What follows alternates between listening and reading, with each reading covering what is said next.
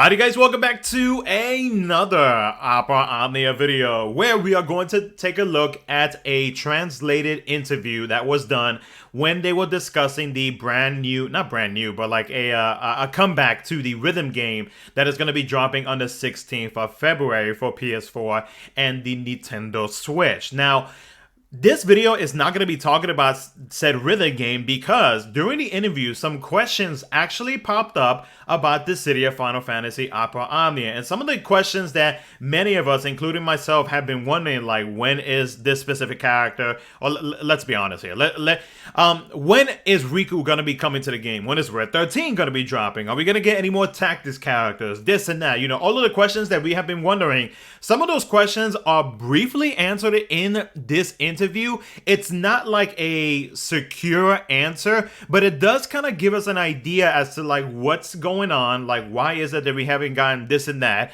and at least it'll give us some type of closure or just an answer to why we have not gotten what it is that we have been asking for. Because it seems like both the global and the JP side for Opera Omnia, like I think we are pretty much on the same in the same mentality that like, hey, we are wanting these characters, but why is it taking so long for you guys to be able to bring them into the game?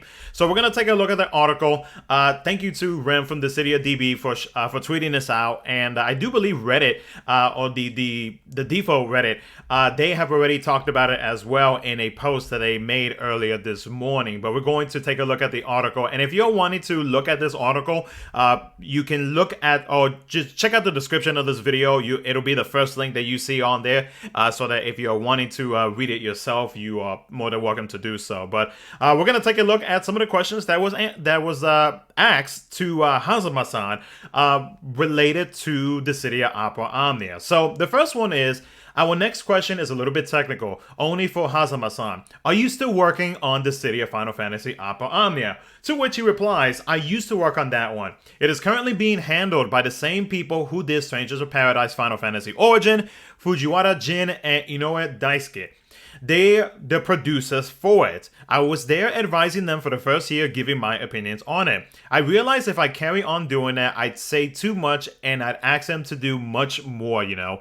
This is their game now. I should leave it up to them. After doing it 1 year, I thought, no, I'm moving away from this project. I'll leave it to these guys on how they want it to be. So this person was one of the the first people to actually handle the game, which is pretty cool. But at least because of this person, we do have an idea of some of the other questions that's going to be asked.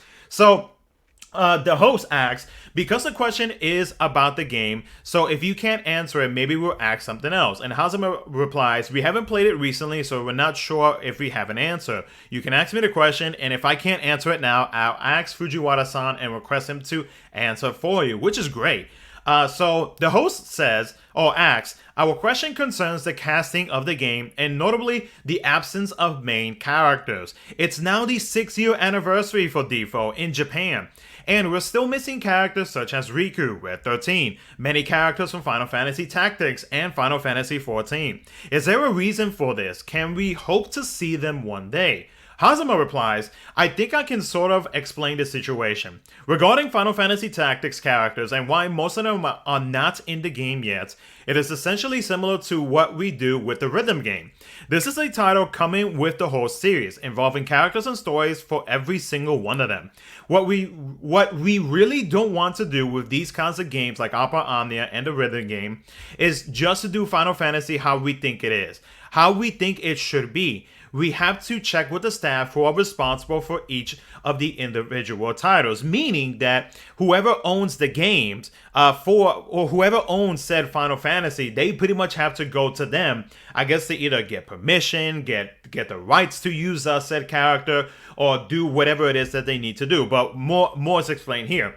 So for example, if it is related to Final Fantasy VII, we have to go talk to Nomura-san to check. For Final Fantasy Tactics, it is the team who owns Tactics. We have to talk to them. There are different people among the company who own those games, who made them. We have to talk about the characters, what kind of abilities they have, how they should behave in the game, how they should be portrayed, this kind of performance. We need to check all of that. We just don't want to do it ourselves, meaning that they don't want to make the mistake of accidentally giving a character like the wrong ability, or they're not giving a said character like they're not giving them what they actually like do. Like they don't want to accidentally make a mistake and have the whole community be upset because of the fact that whatever character it is that they are working on, they accidentally give them like a wrong ability, or it's a wrong animation, or whatever it may be. Now, the tactics teams is incredibly busy at the moment. They have other things to do. They are heavily involved in another project at the moment, so we don't have time to talk to them.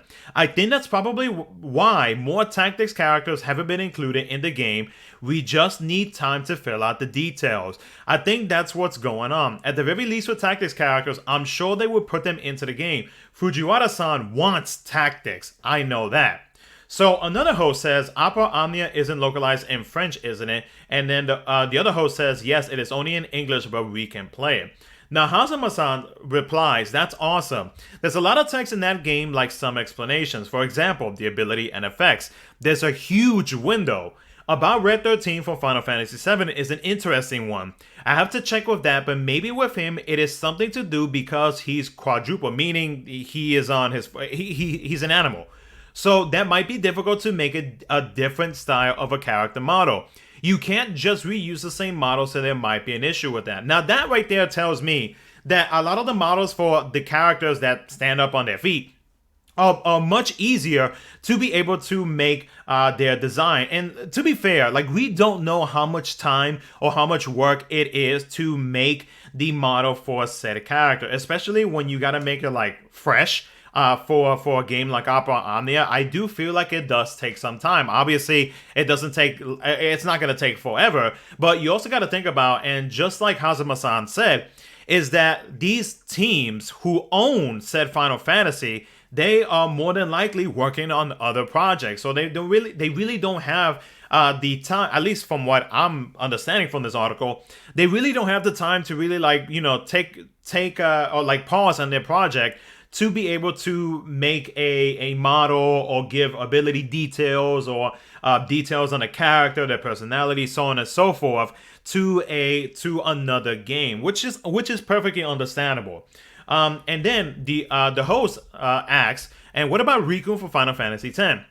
So Hazama, speaking in a funny way, unique things are happening with that character. How to say this? There are reasons. We don't think we can mention it. Using her in old Final Fantasy titles, it was a bit difficult. There were a few condition issues. It's not terrible reasons, there's nothing wrong there. We can probably get over it, but there's a few things we need to sort out with that. Fujiwara-san was telling me about this recently. I think we can probably get her into the game.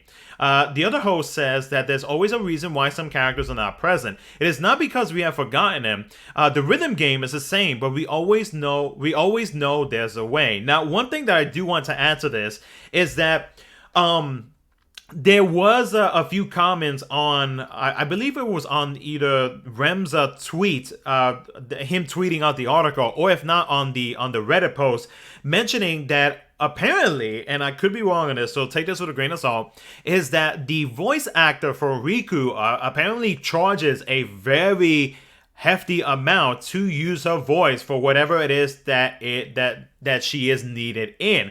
So that could be a potential reason as to why Riku has not been dropped into Opera Omnia just yet, is because of that. Maybe she is charging way too much for it, or maybe they cannot get the rights to her voice acting, or whatever it is. So that could be one of the reasons why Riku is not in Opera Omnia just yet. Now, another thing, I guess like the final thing to go over with this article is going to be, after Dissidia Arcade, NT, and Opera Omnia, what are the next steps for the Dissidia series? Could we imagine a Dissidia Warriors Musa? I don't know how to pronounce that. Since you're already working with Koei Tecmo, Again, apologies if I mispronounce anything. Maybe for the 40th anniversary of the saga. So Hazama replies, wait, really? I trying to find his words.